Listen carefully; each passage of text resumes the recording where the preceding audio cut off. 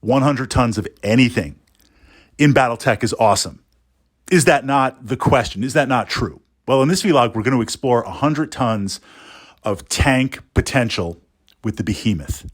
Tactically speaking, asking the question, is it worth the buy-in? Now, for what you get, it's not a lot of battle value. That's the first thing you look at. You look at the armor. You look at the weapons profiles. You look at what it brings for, 1170-something battle value. It's a fantastic buy-in.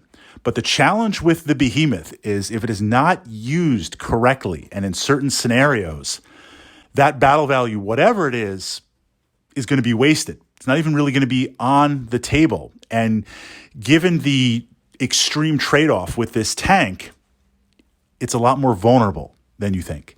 So let's jump in and explore the weapon systems first, because big guns never tire, and you can have all of your plans and tactica and everything you want to do. As soon as we start rolling dice and putting down a lot of dice on the table, things get very, very interesting. We start off with 2 autocannon 10s. This is going to be some nice, consistent firepower.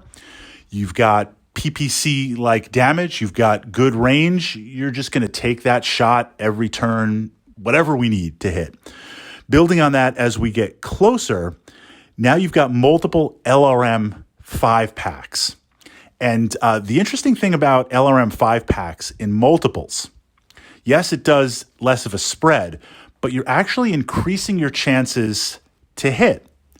This idea of redundancy, the more weapon systems that you fire at whatever modifiers that you're utilizing, the greater the chance to hit. So the fact that this is broken out is also very, very interesting. Multiple missiles, especially if you're firing indirect. Now, the Behemoth is not an indirect firing machine. It's not an LRM carrier, but it does start to bring some of that capacity, and just to tag some light targets, just to try and tag something if you're playing with combined arms and there's a VTOL or there's something moving in that way. Sometimes with air support, it's not so much about the damage that you cause. You just need to hit and tag that. So having those dual autocannons, having those LRM packs, it gets interesting. Well, now as we move closer, now you get into SRM. We've got SRM 6-packs too. We've got 4 of the 2-packs. And you've got some machine guns. So you've got some tremendous anti-infantry support. You've got tremendous short-range punch. You've got the long range. You've got the medium range. You've got the short range. And of course, given the weapons profile of the tank, you're going to fire everything. Even once we start getting into under those minimums, because you have that redundancy of dice, we're going to fire, we're going to utilize it. It's a lot of dice mounted to a lot of armor. So anything can happen in Battletech. You can score that lucky hit. You can blow stuff up. But much like assault mechs at 100 tons, statistically, you're going to have to dig through the Behemoth. You're going to have to commit to dealing tremendous amounts of damage. And while that's happening, it is pushing out consistent damage. Well, Fritz, I mean, you've sold me on this. This tank is fantastic. And I have to say, I do have 2 in my collection. And I play them when the situation arises. Now, this is the counterpoint. This is the balance to that tactica. Generally speaking, and I've pushed up Vehicle Tactica to my Battletech playlist here that jumps into this in more detail for those of you new to the game. But I do want to kind of cover this checkpoint. And I'm going to generalize a little bit just for the sake of this vlog. The challenge with vehicles is mobility, motive hits. As you take hits, the vehicles slow down, tracks fall off, wheels spin off, whatever happens in the narrative. Eventually, you potentially get immobilized, or you get to the point where it's so slow, the battle outstrips you. Now, if you get immobilized, sometimes they'll play with abandonment rules where the crew will realize we're in trouble and jump out and the piece is removed. Other ways you could fight to the very end. That accommodation happens with the rules you're playing. But if you've got a tank, it needs to get up there. And if you start taking motive hits and taking damage, it slows to a halt. You're kind of stuck. Mechs, you're paying for the mobility of the mechs. Now, okay, you can take internal damage to the legs, to the hips, things like that.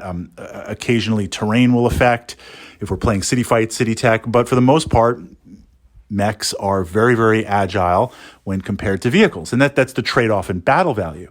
The challenge with the Behemoth is it's up there with Irby. It is so slow. Two things are going to happen. One, placement is key because you're not going to be able to redeploy at all. It's very easy for the battle to outpace and outstrip you. Likewise, when you take motive hits, even just the bare minimum motive hits is going to chew this thing down and essentially make it completely immobile. Depending on the mission, depending on the hex map, that's a battle value that is completely gone. So tactically, what you have to do, the safe tactica is to play defensively. You know you're defending a certain objective or you want to use area denial, certain terrain. You take that model, you put it down, that's the threat radius, and you don't really plan to move it. It's just going to maybe change facings. And I mean, it has numerous turret systems, but maybe you want to adapt and change facing so it's hull down towards the primary target. That's all the movement you're doing. You're not zipping around the board or redeploying or moving anywhere else. That's the safe way to play it and the most effective way to play it. Now, there's a counter to that. I'm going to ask a question. A more dynamic way to play it, and this has its challenges, where if you have to move based on the mission, you need to have an idea of where the opponent's going. So if I see you moving up the right side of the hex map, I'm never going to intercept you. I'm never going to be able to intercept you. I have to think, okay, you're moving up the right side of the hex map. Where are you going? Where's the objective? I'm going to place the Behemoth tank there. So the Behemoth is kind of moving at a point. You're trying to judge to have a point 2 or 3 or 4 turns in advance. That's really hard. That is really challenging to do. So it's not so much a dynamic piece. It's more of a tank that wants to anchor down and have as an anchor point. And for that, it absolutely works. Again, massive weapon profiles, massive armor. Now, here's the counter.